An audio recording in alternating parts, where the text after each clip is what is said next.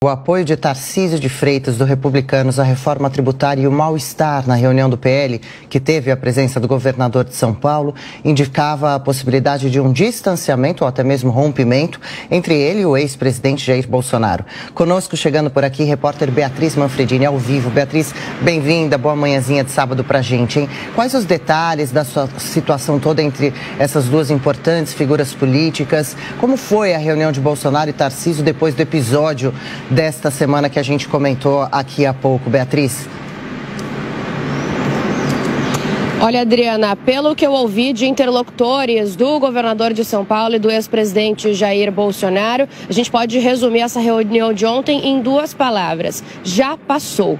Bom dia para você também, para o Tiago, para todos que nos acompanham aqui no Jornal da Manhã.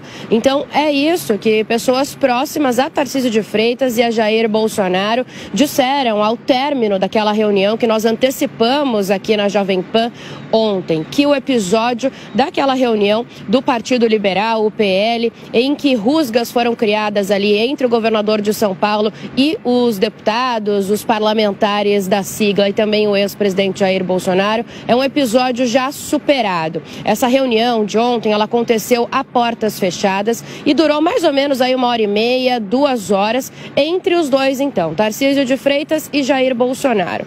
O que me disseram então pessoas ligadas aos dois? Que além do episódio já estar superado, né, e a questão toda já ter passado, que os dois saíram rindo dessa reunião, quando abriram a porta ali os dois estavam rindo, em que inclusive Bolsonaro acompanhou depois o governador Tarcísio de Freitas até o elevador na hora da saída. Durante essas 2 horas mais ou menos aí de conversa, eles falaram, claro, da reforma tributária, que foi o tema central de toda essa tensão, e acabaram então se reconciliando, né? Já tinha essa indicação antes da reunião acontecer de que o episódio estava superado, né? Pouco antes dessa reunião começar, pessoas aí ligadas aos dois me disseram que eles estavam já marcando esse encontro com o objetivo de olhar para frente e de que o episódio mesmo tinha sido superado. Então eles já foram abertos a essa reconciliação para esse encontro. É interessante a gente dizer que no dia da reunião do PL, que causou todo esse transtorno na quinta-feira,